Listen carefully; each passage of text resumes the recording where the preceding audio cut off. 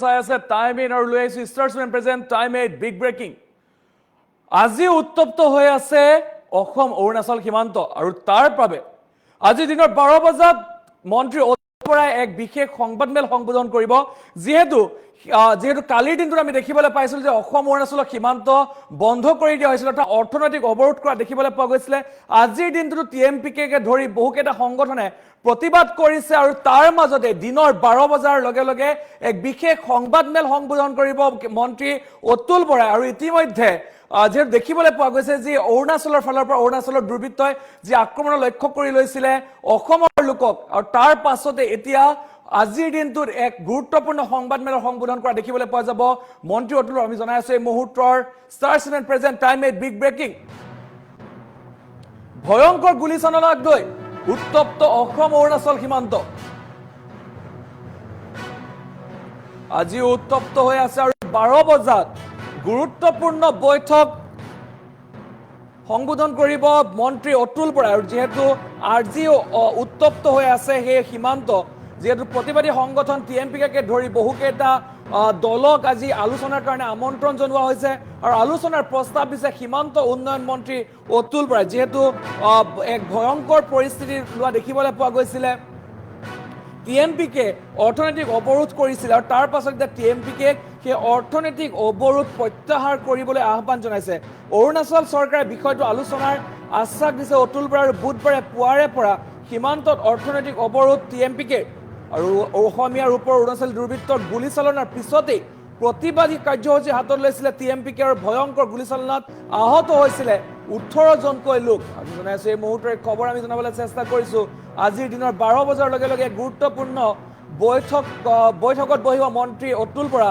যিহেতু দেখিবলৈ পোৱা গৈছিলে অসম অৰুণাচল সীমান্তত যি ভয়ংকৰ পৰিস্থিতিৰ সৃষ্টি হৈছিলে, সেই অসম অৰুণাচল সীমান্ত ভয়ংকৰ পৰিস্থিতিৰ পিছতেই কালিৰ দিনটোত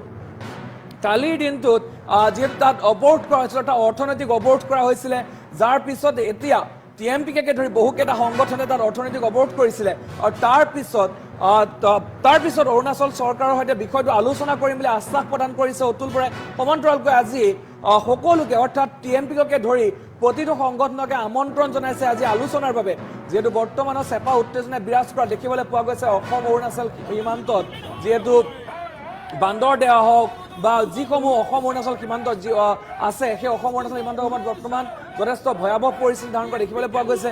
সকলো অৰ্থাৎ প্ৰতিগৰাকী ওলাই অহা দেখিবলৈ পোৱা গৈছে, এনেধৰণে প্ৰতিবাদ সাব্যস্ত কৰা দেখিবলৈ পোৱা গৈছে যে বদতি মিমাঙত যি অৱৰ্ণনীয় পৰিস্থিতিৰ সৃষ্টি হৈছিলে, যাৰ তাৰ পিছতেই এতিয়া এক প্ৰকাৰ সকলো দল সংগঠন জাঙুৰ খাই উঠা দেখিবলৈ পোৱা গৈছিলে।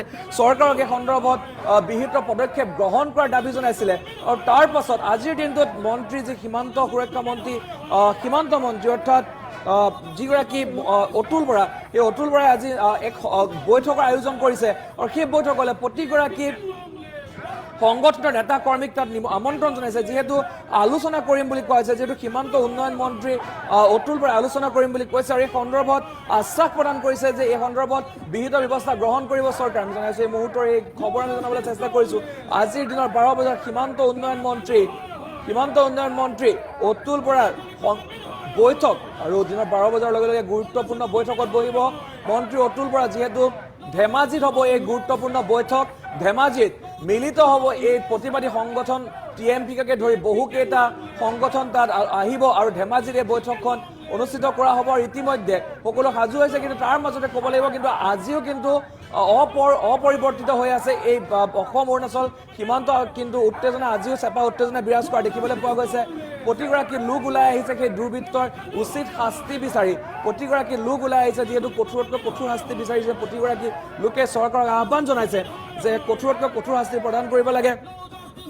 আৰু তাৰ পাছতে আজি এনেধৰণে অৰ্থাৎ আজি দিনৰ 12 বজাৰ লগে লগে এই যি বৈঠক অৰ্থাৎ এই বৈঠক তাত অনুষ্ঠিত কৰা হ'ব। আৰু সেই বৈঠকৰ পিছতহে জানিব পৰা যাব যে কেনেধৰণৰ কি পৰিস্থিতি হ'ব বা কেনেধৰণৰ কি পদক্ষেপ গ্ৰহণ কৰিব অসম চৰকাৰে বা অৰুণাচল চৰকাৰৰ লগত আলোচনা কেনেধৰণে কি বৈঠক হ'ব, কেনেধৰণৰ পদক্ষেপ গ্ৰহণ কৰিব দুয়োখন চৰকাৰে, সেই সন্দৰ্ভত পৰৱৰ্তী সন্দৰ্ভত পোহৰলৈ আহিব। কিন্তু এইখিনিতে ক'ব লাগিব যে বৰ্তমান সময়ত বৰ্তমান সময়ত যদি ক'বলৈ যাওঁ যে অৰুণাচল আৰু অসম বৰ্ডাৰ কিন্তু বৰ্তমানো উত্তেজনা বিৰাজ কৰি থকা দেখিবলৈ পোৱা গৈছে আজিও কিন্তু বন্ধ কৰি ৰখা হৈছে অসম অৰুণাচল সীমান্ত আমি জনাইছোঁ এই মুহূৰ্তৰ এই ভয়ংকৰ ডাঙৰ খবৰ জনাবলৈ চেষ্টা কৰিছোঁ টাইম এইটো দৰ্শকক আজিও কিন্তু উত্তপ্ত হৈ আছে অসম অৰুণাচল বৰ্ডাৰ সীমান্ত যিহেতু যি ঘটনা সংঘটিত হৈছিলে অসম অৰুণাচল সীমান্তত যি মিমাং বদতিত যি ঘটনা সংঘটিত হৈছিলে বদতি মিমাঙত যি ঘটনা সংঘটিত হৈছিলে আৰু তাৰ পাছতেই